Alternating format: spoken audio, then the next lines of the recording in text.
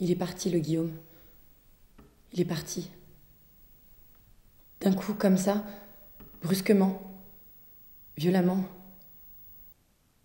Je dis le Guillaume parce que c'est comme ça que son père l'appelait lorsqu'il parlait de lui. Le Guillaume, il est comme ci, le Guillaume, il est comme ça. Et puis moi aussi, je l'appelle le Guillaume parce que ce n'était pas n'importe qui. On n'est tous pas n'importe qui, me direz-vous. Mais lui, il savait être n'importe qui et jouer n'importe quoi. C'était un acteur, le Guillaume.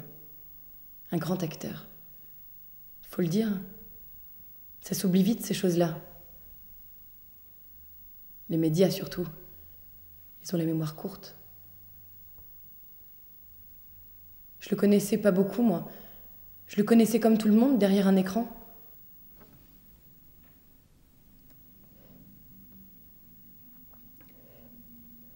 Je le connaissais pas du tout, en fait.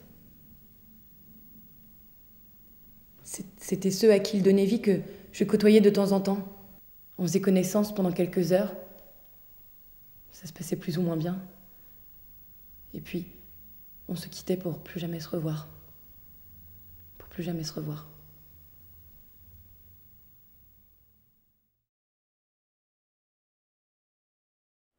Le Guillaume, il était comme la neige qui tombe. Gracieux, majestueux et tragique à la fois. Le Guillaume, il était comme la tempête de neige, comme ces centaines de flocons, ces centaines de sentiments en lutte, en conflit permanent, alors qu'au fond, ils font partie de la même unité.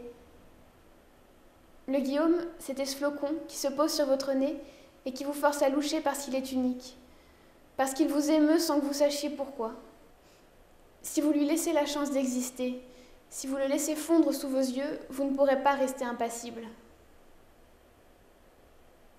Le Guillaume, il a fondu trop vite, trop brusquement. Ceux qui ont louché sur lui, au risque de devenir aveugles et ne plus voir que son image, se souviendront toujours de cette froideur glaciale et soudainement si brûlante qu'il a laissée derrière lui.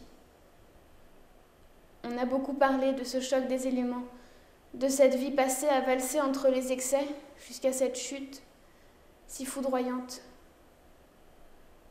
Mais ce qu'on a parfois tendance à oublier, c'est qu'aujourd'hui, lorsque nos visages se tournent vers les cieux, quand le bal des flocons fait rage, aucun ne vient plus se poser avec la plus élégante des provocations sur le bout de nos nez meurtris.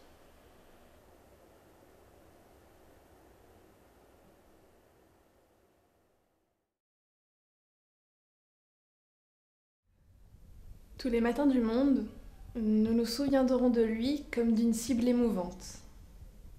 Cible du talent. Cible de lui-même.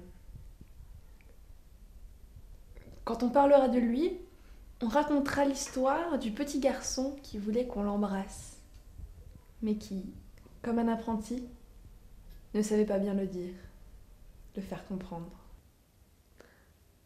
Nous, on l'appelle le Guillaume, mais il a porté bien d'autres prénoms. Alors, appelle-le Ricky si ça te chante. Il aurait peut-être préféré naître sans titre distinctif, mais le destin le nomma Depardieu, fils d'un certain Gérard. Depuis quelques années, il avait découvert que l'amour est à réinventer lorsqu'il ne nous convient pas tel qu'il est. Beaucoup de femmes ont dû rêver de lui murmurer au creux de l'oreille « Alliance, cherche-toi !» Mais il n'en voulut qu'une. Même si elle ne s'appelait pas Marthe, qu'importe. Il l'aimait comme elle respire. Aujourd'hui, les femmes sont en deuil. On aimerait bien toutes les énumérer, mais ce serait trop long. Alors donnons-leur un prénom universel. Appelons-les Polaïx. Quant aux hommes, ils ont l'air de beaux misérables maintenant que le Guillaume s'en est allé. Qui admireront-ils à présent? À qui ressembleront-ils pour nous faire fondre? Il nous a fait rêver, le Guillaume. Aujourd'hui, c'est à nous d'être des marchands de sable, de créer un rêve autour de lui, de l'imaginer, avec sa muse, juste elle et lui, au 14e étage du paradis, en train de courir en tendant les bras comme un avion et en se sentant libre. Libre. Fini amour Prozac et autres curiosités terrestres. Le Guillaume ne doit plus être en contact qu'avec des peaux d'ange.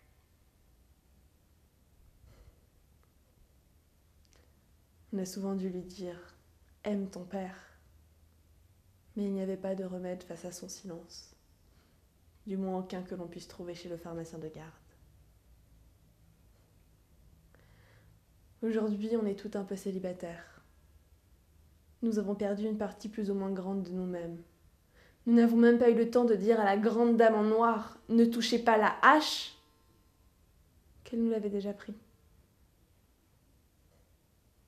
Tant de fois il a ému la France, l'a touchée, l'a bousculée. Si bien qu'un jour, elle a compris qu'elle pouvait venir le voir dans les salles obscures, les yeux bandés, quitte à vaincre sa peur du noir. On l'a vu habiter Versailles, à quelques mètres des grands rois qui se jouaient de la guerre. Lui, cela ne le faisait pas rire, et il le disait. Aujourd'hui, c'est nous qui devons le dire, qui devons contester. La disparition de Guillaume, nous sommes contre.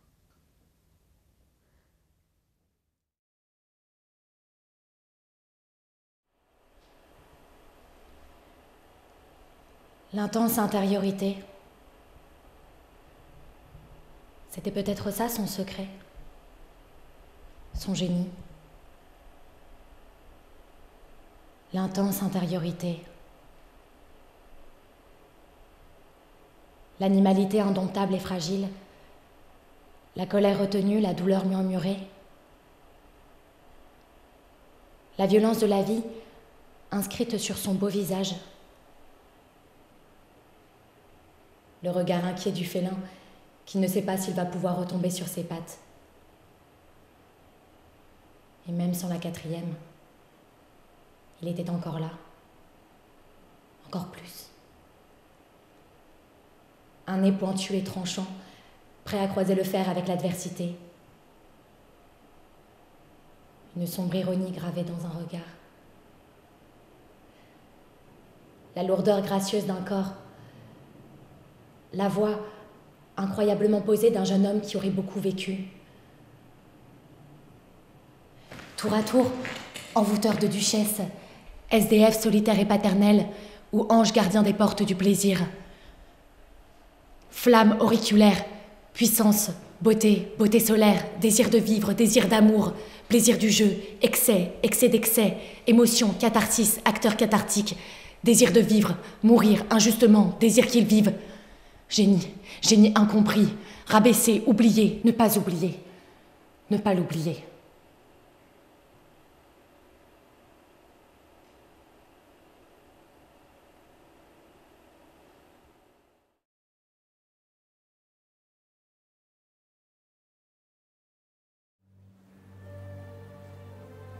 Et quant à toi, mort, et toi, étreinte amère du néant, il est inutile d'essayer de m'effrayer.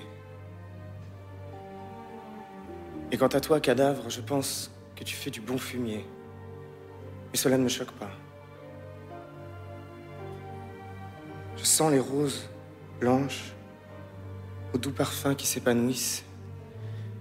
Je touche leurs pétales, pareils à des lèvres.